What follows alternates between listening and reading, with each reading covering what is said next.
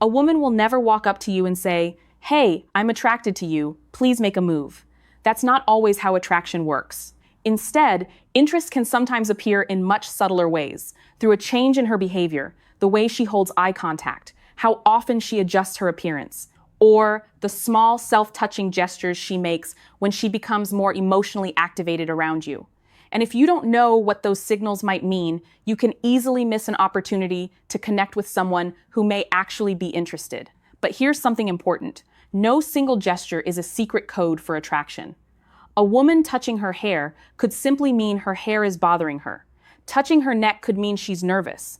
Playing with a necklace could simply be a habit. The real psychological clue is the pattern, the combination of several behaviors, the situation you're in, and whether she consistently seems engaged and comfortable around you. And maybe you've experienced this before. You had a conversation with a woman that felt different somehow. She smiled more than usual. She kept looking at you. She seemed nervous, adjusted her hair, leaned closer, and kept finding little reasons to continue the conversation. But afterward, you wondered, was she actually interested, or was I imagining the whole thing? If you've ever been in that situation, you're not alone. And I'd love to hear from you in the comments. What is the most confusing signal you've ever received from someone you thought might be attracted to you? You don't have to share names or personal details. Just describe the behavior. Your experience might help someone else recognize a pattern they've been struggling to understand. Mary Smith, host of Senior Mindful Living YouTube channel. Today, we're going to look at 8 subtle behaviors that can sometimes accompany attraction, but we're going to approach them differently from the usual internet advice. Instead of pretending that one gesture proves everything, we'll look at the psychology behind these behaviors, what they can mean, what they don't necessarily mean, and most importantly, how to respond without making assumptions. Because the goal isn't to become obsessed with decoding every movement a woman makes. The goal is to become more socially aware. And there's one signal near the end that is particularly interesting because by itself, it can actually look like disinterest. Understanding the difference between nervousness, discomfort, and genuine engagement could completely change the way you interpret certain interactions. Let's start with one of the most familiar behaviors, hair touching. You've probably heard that a woman playing with her hair means she's attracted to you, but real psychology is more complicated and much more interesting. Hair touching is a form of grooming behavior, and grooming can increase when someone becomes more self-conscious about their appearance. If a woman suddenly begins adjusting, smoothing, twirling, or repeatedly moving her hair while talking with you, it may indicate that she's become more aware of how she looks in your presence. But context matters enormously. Imagine you're sitting across from someone at a cafe. Before you arrive, she's relaxed. Then you begin talking, and every few minutes she adjusts her hair while maintaining eye contact, smiling, asking you questions, and keeping the conversation going. The hair movement alone doesn't prove attraction, but the cluster of behaviors tells you much more. She's not simply touching her hair, she's showing sustained engagement. And this leads to a powerful principle in behavioral psychology. Clusters are more informative than isolated gestures. One behavior can have dozens of explanations. Several behaviors occurring together, especially when they change after your interaction begins, give you a much stronger basis for interpreting the situation. The second behavior is touching or adjusting the neck area. The neck is a physically vulnerable part of the body, and people sometimes touch vulnerable areas when they're experiencing stress, nervousness, embarrassment, or emotional arousal. So if someone repeatedly touches her neck while speaking with you, it can indicate heightened emotional activation, but it doesn't automatically mean romantic attraction. Think about what happens when you're nervous before giving a speech. You might touch your face, adjust your clothing, rub your hands together, or move your feet. Your body is trying to regulate itself. The same basic principle can appear during emotionally charged social interactions. So instead of thinking, "She touched her neck, therefore she wants me," ask a better question. Did her behavior change specifically when she became engaged with me? That question is far more useful. And here's a practical exercise you can try the next time you're having an interesting conversation. Don't stare at someone's body language like you're conducting an interrogation. Instead, spend 30 seconds simply observing the overall interaction. Is she facing you? Is she making comfortable eye contact? Does she seem relaxed? Does she ask questions? Does she continue the conversation even when she could easily leave? Does she initiate contact or suggest another opportunity to talk? These broader signals are often more meaningful than any individual gesture. The third behavior involves the lips. You may notice someone touching their lips, applying lip balm, briefly pressing their lips together, or otherwise becoming more aware of that part of their face. Again, internet dating advice often exaggerates this signal. Lip touching isn't a guaranteed indication of attraction. People touch their lips because they're nervous, thinking, dry-skinned, concentrating, or simply because it's a habit. But when it occurs alongside sustained eye contact, smiling, playful conversation, and increased engagement, it can become part of a larger pattern of heightened self-awareness. And that distinction is incredibly important. Healthy social awareness isn't about finding one magic sign, it's about noticing changes. Suppose a woman has been sitting comfortably with her hands still. Then you mention something personal. She becomes slightly nervous, begins touching her lips, smiles, looks away briefly, then looks back at you and continues the conversation. That's interesting. Not because the lip movement is a secret message, because her entire emotional presentation changed. The fourth behavior is playing with jewelry. A necklace, bracelet, ring, or pair of earrings can become an object of repetitive movement when someone is nervous or emotionally stimulated.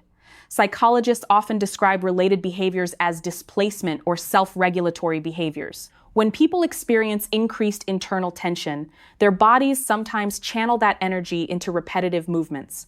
Think about tapping your foot while waiting for important news. You're not necessarily communicating anything to the room. You're regulating your own internal state. The same can happen with jewelry. Imagine a woman talking with you while repeatedly spinning a ring on her finger. She's also smiling, asking questions, remembering small things you've told her, and repeatedly finding ways to keep the conversation alive. Now you have something more meaningful than the ring itself. You have engagement. And this is where many people make a mistake. They become so focused on decoding the other person that they forget to participate in the interaction. If you're interested, you don't need to play detective. You can simply become more present. Listen carefully. Ask a thoughtful question. Share something genuine about yourself. Notice whether she reciprocates. Attraction isn't a puzzle you solve. It's something two people gradually discover through interaction. The fifth behavior is initiating light physical contact. A brief touch on the arm, shoulder, or hand can sometimes signal increased comfort or warmth. Touch is powerful because it crosses a boundary that ordinary conversation doesn't. But once again, context matters.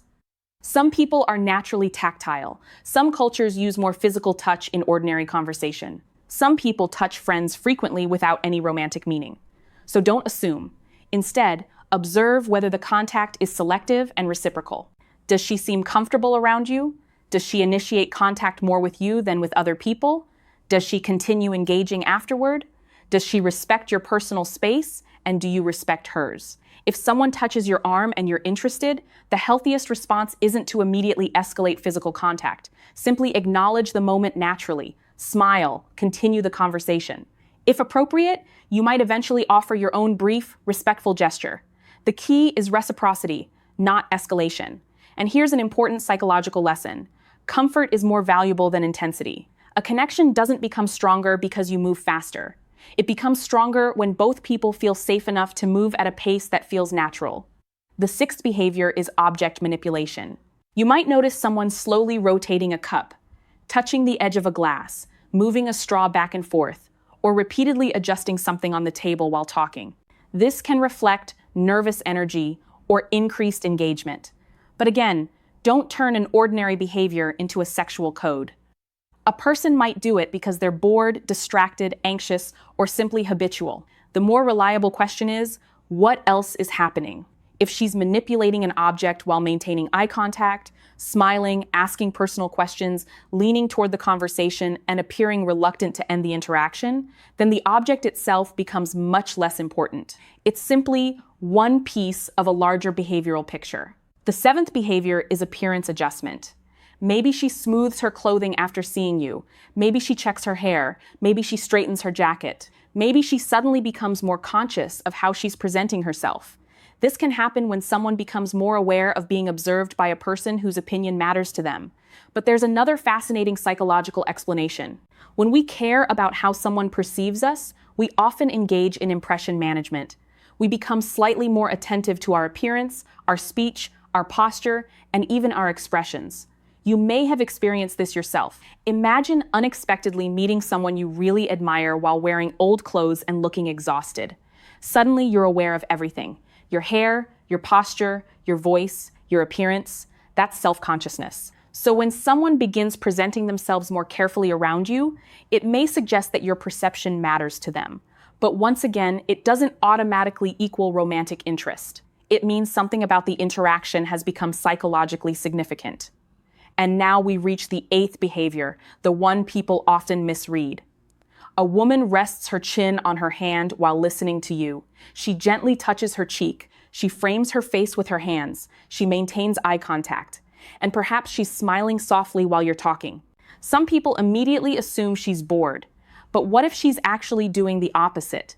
Face touching can sometimes accompany relaxed engagement, self-awareness, or increased attention. When someone comfortably supports their face while maintaining eye contact and actively listening, the important signal isn't the hand position, it's the attention. Is she actually listening? Does she respond to what you're saying? Does she remember details? Does she ask follow-up questions? Does her expression change with the story you're telling? Those are much stronger clues.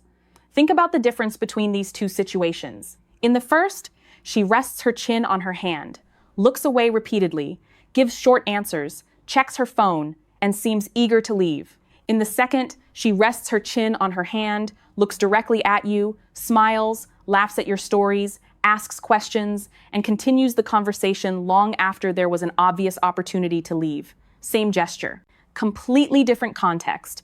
That's why understanding human behavior requires more than memorizing lists of signs. And this brings us to perhaps the most important lesson of the entire video. Body language can provide clues. It cannot provide certainty. You cannot reliably determine someone's private feelings from one movement of their hands. You cannot assume consent from a smile. You cannot assume romantic interest from touching. And you cannot treat nervousness as an invitation. The most emotionally intelligent approach is to notice possible signals while remaining curious rather than certain. If you believe someone may be interested, give them opportunities to communicate more clearly. Ask questions, show genuine interest, suggest a simple activity together, see whether they reciprocate. For example, instead of trying to decode whether someone touching her hair means she's attracted to you, you might say, "I've really enjoyed talking with you. Would you like to grab coffee sometime?" Now the mystery becomes much simpler. She can say yes, she can say no. And either answer gives you useful information. That's confidence, not assuming you're right, but being comfortable enough to seek clarity. So here's your practical challenge for the next week. Don't try to identify every attraction signal you see. Instead, practice noticing three things: engagement, reciprocity, and consistency. Engagement means she appears genuinely present with you. Reciprocity means you're not doing all the initiating. Consistency means the behavior continues across different interactions rather than appearing once by coincidence. When those three qualities come together, you have something much more meaningful than a single gesture. And if this video changed the way you think about body language, take a moment to share it with someone who tends to overthink every interaction. And if you've ever completely misread someone's behavior, either thinking they were interested when they weren't, or missing their interest entirely, tell us about it in the comments. Keep it respectful and anonymous, because sometimes the biggest lesson isn't learning how to read other people. It's learning how to become a better observer without losing empathy. The woman sitting across from you isn't a collection of signals to decode. She's a person. She has fears, preferences, experiences, boundaries, insecurities, and desires that you cannot see from the outside. And the more you remember that, the better you'll become at relationships. So the next time you notice the hair adjustment, the necklace movement, the nervous smile, the change in posture, or the gentle touch on the arm, don't immediately think, "This means she's attracted to me." Think instead, "Something changed. Let me pay attention." Then listen. Look for reciprocity. respect her boundaries, and if the connection feels mutual, have the courage to communicate directly. Because the most attractive form of confidence isn't pretending you can read someone's mind, it's being secure enough to ask. If you found this discussion useful, subscribe to Senior Mindful Living and turn on the bell so you don't miss our next conversation about psychology, relationships, communication, and the subtle behaviors that shape human connection. And remember, sometimes the smallest gesture isn't telling you exactly how someone feels. It's simply inviting you to pay closer attention.